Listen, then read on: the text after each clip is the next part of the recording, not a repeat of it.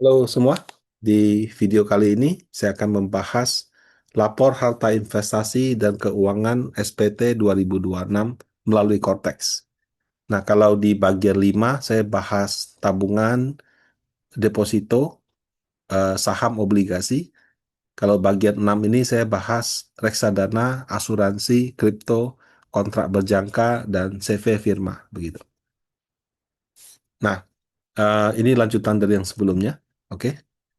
Nah, pelaporan harta ini sangat krusial ya. Kan kalau saya bahas di sebelumnya, SP2DK itu temuannya itu adalah di harta yang tidak diungkap. Paling tidak kalau yang saya pernah bantu klien gitu ya. Kebanyakan itu adalah harta yang tidak diungkap dalam SPT. Nah, kenapa orang pajak bisa tahu? Karena semua lembaga jasa keuangan, lembaga jasa non keuangan sama lembaga tertentu itu sudah ada undang-undang yang mewajibkan untuk melaporkan ke pajak baik dalam rangka pemenuhan untuk dalam negeri dan dalam rangka AEOI. AEOI itu gampangnya eh, orang kita lapor ke kantor pajak Indonesia. Kantor pajak Indonesia itu dia sama kantor pajak Singapura tukaran data sehingga dia bisa dapat orang Indonesia yang punya saldo di Singapura, sama juga orang Singapura bisa dapat orang Singapura yang punya saldo di Indonesia. Jadi itulah AEOI. Nah, eh, pertukaran data itu eh, sudah dilakukan. Kalau kripto baru mulai tahun ini diwajibkan. Tapi kalau sebelum-sebelumnya kripto belum ada. Termasuk juga koperasi gitu ya. Nah, reksadana juga termasuk, asuransi juga termasuk. Mekanisme pelaporannya itu dilakukan melalui Cortex. Jadi eh, tahun lalu itu cara lapornya adalah masing-masing lembaga jasa keuangan itu disuruh login ke user Cortex-nya dan disuruh upload melalui menu-menu yang sudah disiapkan. Jadi eh, Cortex itu nggak cuma Bapak Ibu lapor SPT, bikin bukti potong, pelaporan ini juga dilakukan melalui user Cortex. Ya. Nah, kalau untuk eh, bank sama sekuritas, terus terang saya tidak pernah bekerja di sana, jadi saya nggak tahu mekanisme lapornya bagaimana. Tapi supposed to be ya sama juga. Cuma bedanya mereka pakai NPWP-nya masing-masing. Kalau reksadana itu beda sendiri. Nah, kenapa beda? Karena kalau contoh misalnya saya kerja di Panin Asset Management, produk reksadananya ada berapa puluh. Masing-masing reksadana itu punya NPWP sendiri. Kenapa? Karena mereka dianggap seperti badan. Nah, jadi kalau si bank dia lapor pakai MPWP dia, misalnya Bank BCA, laporin kamu punya saldo tabungan 5 miliar gitu. Eh, Kalau sekuritas, laporkan kamu punya, misalnya Panin Sekuritas, lapor kamu punya saham 3 miliar gitu. Eh, Misalnya Panin Daiichi Life, lapor kamu punya unit link 10 miliar misalnya. Ya, atau kamu ketemu kamu apa investasi kripto, si apa exchange-nya laporin kamu punya kripto 500 juta misalnya. Nah, kalau reksadana enggak. Reksadana itu yang melaporkan bukan PT Panin Asset Manajemennya, tapi masing-masing reksadananya. Jadi dia melaporkan si Panin Dana Maksima melaporkan kepada pajak si investor ini punya 500 juta. Nah, itu yang membedakan antara reksadana dengan si yang lainnya. Jadi kalau yang lainnya PT-nya yang lapor, kalau ini reksadana item per item. Nah, supaya antara laporan kamu sama laporan apa namanya, laporan yang diterima pajak sama, maka sebaiknya kalau kamu melaporkan reksadana itu per apa namanya, per nama reksadana, bukan digabung semua kayak zaman DJP online dulu. Dulu zaman DJP online kita lapornya per institusi. Kamu misalnya beli di Panin Asset Management 3 reksadana. Kamu beli di Bank BCA 10 reksadana. Itu lapornya per Panin dan per Bank BCA. Kalau ini enggak, sebaiknya per item reksadana. Kenapa? Karena laporan yang diterima oleh pajak itu per item reksadana, bukan per institusi. Nah, kenapa enggak digabung aja gitu sih? Kan repot ya satu-satu. Karena dalam proses kamu melaporkan di harta, sama seperti proses sebelumnya, kamu harus memasukkan NPWP. Ya, saya kasih contoh aja. Contoh misalnya di reksadana. Nah, wajib pajak beli panin dana maksimal 100 juta. Beli Panin global yang mata uangnya dolar 10.000. Nilai akhir tahun maksimal 115.000, panin global 11.400. Nah, kalau per reksadana, berarti kita lapor maksima dulu nih. Masukin MPWP panin dana maksima. Kemudian ini akan keluar nama panin dana maksima. Kemudian di nomor account, masukin CIF-nya panin aset manajemen. Banyak yang tanya pakai SID nggak Pak? Saran saya sih nggak pakai SID ya. Kenapa? Karena kalau misalnya ada pajak nanya ke saya, Ruth, atas nama si ini SID sini boleh tolong cek. Aduh, kalau buka SID saya repot. Tapi kalau kamu kasih saya CIF, saya langsung tahu. Karena di kami contohnya pakai CIF. Ya. Jadi betul memang SID kami simpan, tapi itu biasanya bukan data primary sih. Data primary kita itu CIF. Nah, harga perolehan 100 juta, tahun perolehan 2025, nilai saat ini 115 juta. Ini untuk si Maxima. Nah, kalau untuk global, ya, global itu masukin misalnya nomor KTP-nya, nomor MPWP-nya si global, keluar namanya, oh ini sorry ini kebalik gitu ya. Kemudian harga perolehan 116,77. Kenapa? Karena kalau dia dolar, itu kita harus kalikan dengan kurs pajak akhir 2025. Yang setelah saya cek 16,777. Ya. Nah, kalau kamu punya 10.000 dolar, berarti 16,777 USD, nilai akhirnya juga dikalikan. Jadi ini menjadi seperti ini. Nah, kalau dia akunnya US dollar ya, di nama akun bisa Anda kasih keterangan. Misalnya nomor akunnya CIF Anda, terus Anda tambahkan apa namanya minus USD gitu. Nah, jadi eh, kalau angkanya berubah karena ada fluktuasi dolar tuh kelihatan. Nah, eh, bisa nggak sih Pak, saya gabungin aja jadi satu gitu ya. Kalau input di SPT-nya sih bisa, berarti kan tinggal saya jumlahkan aja. Panen dana maksimal sama panen global saya jumlahkan, modalnya 267, nilai pasarnya saya jumlahkan juga, yang misalnya yang maksimal plus itu jadi berapa begitu. Nah, terus di sini Anda input MPWP panin aset atau kamu masukin nomor KTP kamu gitu. Nah, tapi di sini kalau kamu masukin nomor KTP kamu keluar nama kamu. Kalau kamu masukin nomor apa? Nomornya KTP NIK MPWP-nya reksadana keluar nama reksadana. Terus di sini nomor akun kamu tulis 123456 misalnya sesuai CIF, baru reksadana panin AM. Jadi kalau kamu gabungkan ya seperti itu. Ini sorry, harusnya saya jumlahkan ya. 191 tambah yang maksimal punya. Sorry, ini kayaknya yang rupiahnya saya jumlahkan, tapi kalau yang dolarnya saya lupa tambah. Nah, em, apakah bisa dilakukan seperti itu? Ini terus terang ya, berdasarkan pengalaman saya bantu nasabah, eh, bantu klien menghadapi SP2DK.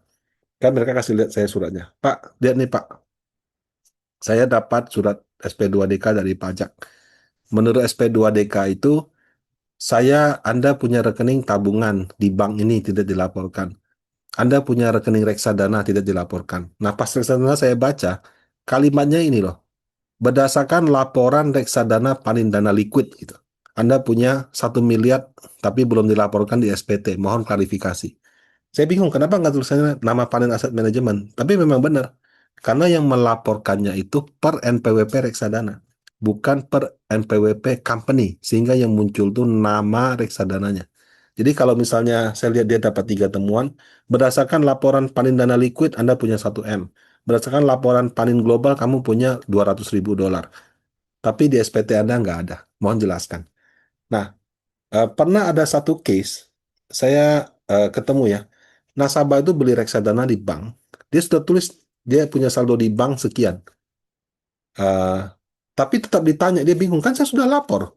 Oh ya, karena pas diverifikasi, dia kira itu akun bank, tabungan. Padahal bank itu kan ada reksadana, ada saham, ada apa, ada apa, ada apa. Nah, jadi itu walaupun akhirnya dia bisa jelaskan, tapi ya namanya orang udah dipanggil pajak ya. Kamu dapat SP2DK yang belum pernah lagi. Waduh, sudah keringatan. Belum lagi nanti diperiksa ini. Oke Pak, saya periksa lagi, cek mutasi segala macam. Anda sudah gugup atau takut. Akhirnya walaupun Anda benar, Anda pikir udah bayar aja daripada repot. Gitu. Nah, untuk mengecilkan resiko itu, sebaiknya kamu itu laporkan per MPWP reksadana. Nanti sistem di Panin Aset itu akan dikembangkan dengan menggunakan laporan NPWP per reksadana, bukan per apa namanya, bukan per nama company. Supaya laporan Anda sama laporannya si pajak itu match seperti itu. Ya. Nah, kalau beli reksadana untung dapat bagi hasil gimana, Pak? Itu bagian selanjutnya. Ini kita bahas harta dulu. Nah, selanjutnya di asuransi, ya. Di DJP online tidak ada pilihan asuransi. Di Cortex ada dua, ada asuransi unit link sama asuransi yang anuitas gitu. Nah, unit link itu basically kamu beli Prudential, Allianz, Pandai-Daiichi itu yang ada nilai tunainya. Kalau asuransi itu yang misalnya taruh 1 M, setelah 1 tahun dapat 1 M 100 juta. Terus selama itu ada UP misalnya 1 miliar kalau meninggal. Nah, kurang lebih seperti itu. Nah, intinya yang ada nilai pokok atau yang anuitas yang dibayar bulanan seperti itu. Ini anuitas itu biasanya produk dana pensiun. Kamu sudah pensiun, em, terus nilainya di atas tertentu, nggak boleh carikan sekaligus, dibelikan produk anuitas, gitu ya. Basically, yang nilai tunainya dijamin atau anuitasnya di sini. Nah, contoh misalnya ada nasabah beli unit link atau dapat 1 juta per tahun. Sudah berjalan dari 1 Januari 2025 sampai 31 Desember. Berarti udah jalan 12 bulan, udah cicil 12 juta. Dilihat dari laporan akhir tahunnya, itu ada nilai tunai 3 juta. Ya, nilai tunai itu lihat dari laporan polisnya. Nah, berarti ini tipenya unit link. Oke. NPWP-nya NPWP asuransi. Kan unit link juga ada ini Pak, ada equity fund kayak Pro Equity Funds, Allianz, Balance Funds. Kan mirip-mirip reksadana. Nah, unit link itu nggak ada NPWP. Jadi dia kalau lapor dia pakai NPWP si asuransi. Kalau reksadana ada NPWP. Kalau lapor itu pakai NPWP-nya si reksadana. Itu yang membedakan. Ya, masukin nomor account, ini 12 juta, ini 3 juta. Pak, gimana Pak kalau misalnya cicilnya sudah 5 tahun Pak, 12, 12, 12 sudah 60 juta. Tetap, sorry, kalau 60 juta, berarti kamu masuknya harga perolehannya 60 juta. Nilai tunainya mengikuti saldo di tahun ke-6 itu. Kalau nilai tunainya kecil gimana Pak? Ya sudah nggak apa-apa, memang apa adanya kan. Kan memang kalau kamu beli unit link ada potongan biaya asuransi, ada potongan biaya apa namanya, investasi, komisi dan sebagainya gitu ya. Nah itu seperti itu. Oke. Nah kemudian misalnya kamu beli produk asuransi yang oke, beli 100 juta, keep 1 tahun. Selama masa 1 tahun itu ada uang pertanggungan kalau meninggal dapat berapa. Kalau nggak ada apa-apa nanti cair 110 juta atau 105 juta. Nah itu ini berarti yang ada nilai tunainya. Nah berarti em, lapornya ini tipenya asuransi. Ya, NPWP asuransi, ini keluar nama asuransinya, ini nomor akunnya, ini harga perolehan, ini nilai saat ini. Ini nggak tahu berapa, Pak. Ya, masukin aja nilai nilai kalau misalkan dia di akhir tahun atau yang Anda expect dia akan bayar pada saat jatuh tempo. Seperti itu.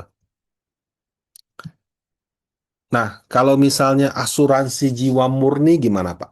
Yang kalau misalnya meninggal dapat 5 M, tapi kalau nggak meninggal ya hangus. Menurut saya tidak perlu. Kenapa? Karena nggak ada nilai tunai. Jadi yang dilaporkan itu asuransi yang ada nilai tunai. Kalau nggak ada nilai tunai nggak usah dilaporkan. Pak, kalau misalnya tiba-tiba dapat uang 5 M gimana, Pak? Ya kan tinggal jelaskan itu uang pertanggungan asuransi. Nah, beda ya. Jadi asuransi yang perlu dilaporkan adalah asuransi yang ada nilai tunai. Untuk asuransi yang tidak ada nilai tunai, menurut saya sekali lagi tidak perlu dilaporkan. Sama kayak asuransi kesehatan, penyakit kritis, perjalanan. Masa misalnya saya jalan-jalan ke luar negeri, saya beli asuransi yang kalau ada apa-apa di luar negeri dapat 20 miliar misalnya. Gede banget saya beli. Uh, Terus belinya pas tanggal 25 Desember, habisnya tanggal 15 Januari karena perginya misalnya 3 minggu gitu. Ya kan kita laporkan. Ya, karena itu bukan asuransi yang ada nilai tunainya gitu. Tapi kalau ada nilai tunainya bisa kita carikan, ya. Nah, kripto, ya. Kripto ini sorry ya, sekarang sudah bukan PFAK, sekarang namanya PAKD.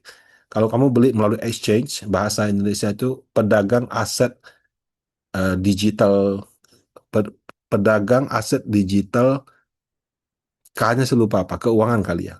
Pedagang aset digital keuangan gitu, ya. Jadi bukan PFAK tapi PAKD. Nah, ada PAKD dalam negeri, action dalam negeri yang sudah diregulat sama OJK.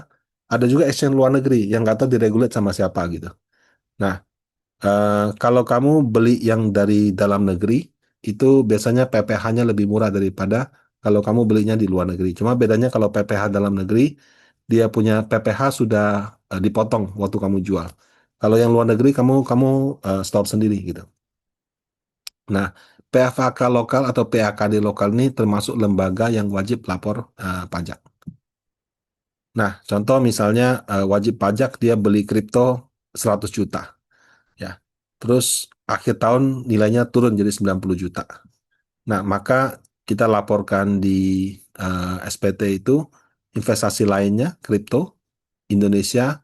Ini maaf ya, bukan PFK, PAKD ya, exchanger-nya keluar nama ininya. Nah, kemudian masukin nilai perolehan 100 juta, nilai saat ini 90 juta. Seperti itu.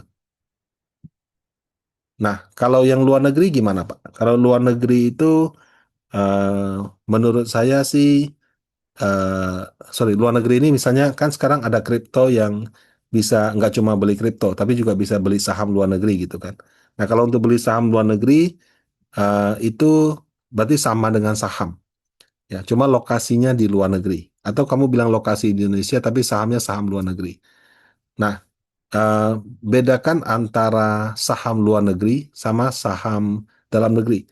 Saham luar negeri yang kamu beli melalui aplikasi kripto dalam negeri pun itu dianggap penghasilan luar negeri. Itu merupakan penghasilan yang kena pajak progresif. Kalau kamu beli saham dalam negeri, beli kripto, itu final. Kamu kalau beli saham luar negeri, itu penghasilannya kena pajak progresif. Jadi kamu kalau beli Google, kamu beli Nvidia, itu kena pajak progresif, bukan kena pajak final gitu. Nah, kemudian kalau kamu klik lagi, ada pilihan derivatif, ada right, warrant, kontrak berjangka. Kan kalau di saham, main right sama main warrants itu kalau waktunya pas kan cuannya lumayan gitu ya. Kalau pas kebetulan akhir Desember kamu ada, kamu laporkan. Kalau nggak ada atau expired ya sudah. Nah, kalau kontrak berjangka itu misalnya yang berjangka-berjangka, futures, forex seperti itu. Nah, contoh misalnya kamu buka rekening 100 juta. Wah, jual belinya salah-salah terus gitu.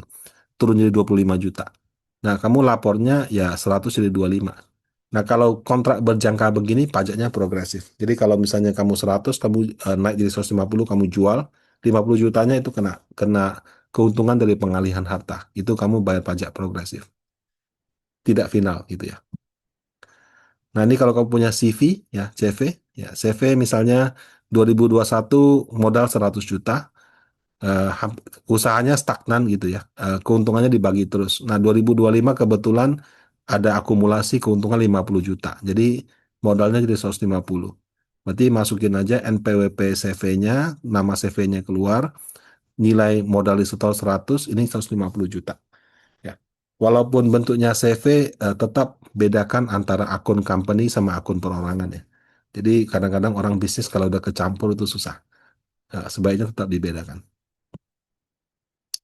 Oke, bagian 5 dan 6 ini masih bahas seputar harta. Ya. Penghasilan dari harta sama eh, hutang udah ya. Penghasilan dari harta itu akan dibahas dalam bagian berikutnya. Nah, terus ikutin saya punya konten di YouTube ini. Demikian, semoga bermanfaat. Terima kasih.